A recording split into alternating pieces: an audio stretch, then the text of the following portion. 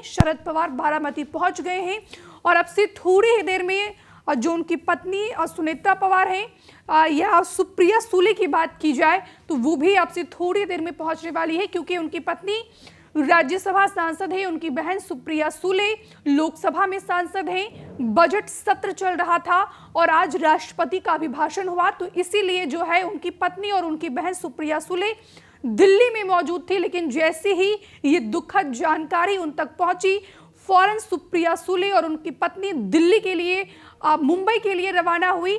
आपने वो तस्वीरें भी देखी होगी कि किस तरीके से सुप्रिया सुले ने व्हाट्सएप पे स्टेटस लगाया। सिर्फ एक शब्द उन्होंने लिखा कि सब कुछ बर्बाद हो गया।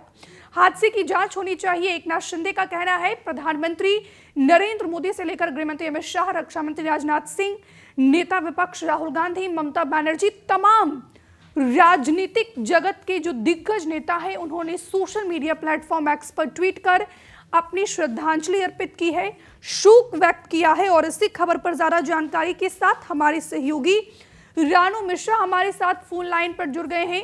रानू, अजीत दादा पवार अब हमारे बीच नहीं रहे। महाराष्ट्र और देश की राजनीति के लिए ये कितना बड़ा झटका है?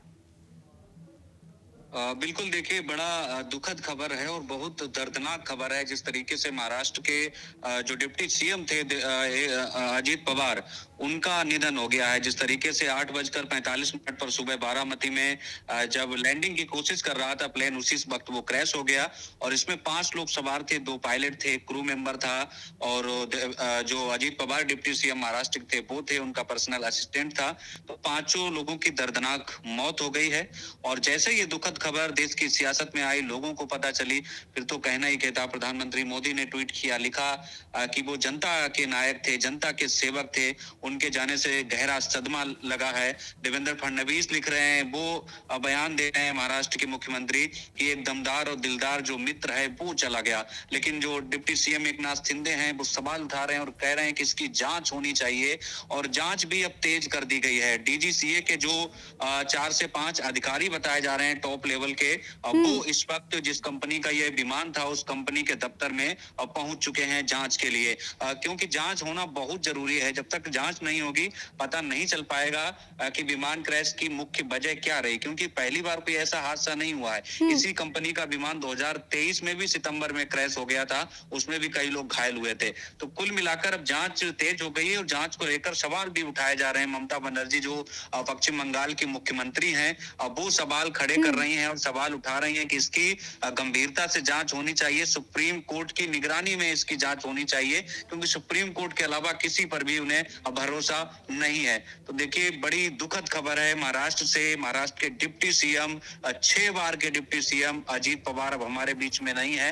कार्यकर्ता भावुक हैं, नेता रो रहे हैं। अभी हमने अनिल देशमुख साहब को सुना, जो गृह मंत्री रह चुके हैं महाराष्ट्र की, वो प्रेस कॉन्फ्रेंस कर रहे थे लेकिन कुछ भी नहीं बोल पाए, गला उनका रूंध चुका था और आंखों में आंसू थे और वो फपक फपक कर रोने लगे। तो देखिए कितनी दर्दनाक खबर है और ये कोई पहला हादसा नहीं है। अभी हमने विजय रूपाणी की मौत का सदमा देश नहीं भूल पाया है। उसमें 270 से ज्यादा यात्री सवार थे, सभी मारे गए थे गुजरात में जब इंडिगो का प्लेन क्रैश हुआ था।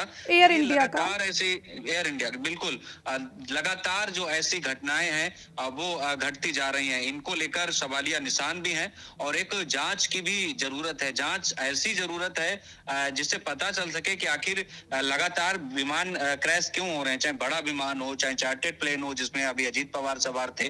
तो इसी को लेकर ममता बनर्जी ने भी सवाल उठाए हैं और इतनी सबसे बड़ी बात यह है कि देखना होगा अब इसकी जांच में क्या कुछ निकल कर सामने आता है। लेकिन ये बड़ी दर्दनाक खबर है और कह सकते हैं बड़ी झटके वाली खबर है महाराष्ट्र की सियासत से, जहां पर अजीत पवार जो है नहीं रहे। अजीत पवार का एक अपना रुतबा था, अपना जलवा था और उनके अगर राजनीतिक करियर की अगर बात करी रद्दी तो देखिए 22 जुलाई 1959 को अहमदनगर जो महाराष्ट्र का लोकेशन है वहां पर उनका जन्म हुआ था।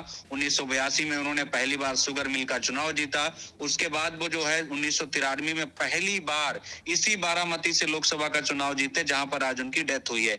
2010 में वो पहली बार महाराष्ट्र के डिप्टी सीएम बने। हालांकि 2 साल बाद जब 2012 में 70,000 करोड़ के घोटाले का, सिंचाई घोटाले का उन पर आरोप लगा तो उन्होंने पद से इस्तीफा दे दिया और फिर उसी 2012 में 25 अक्टूबर को वो दूसरी बार डिप्टी सीएम बने। फिर उसके बाद 2000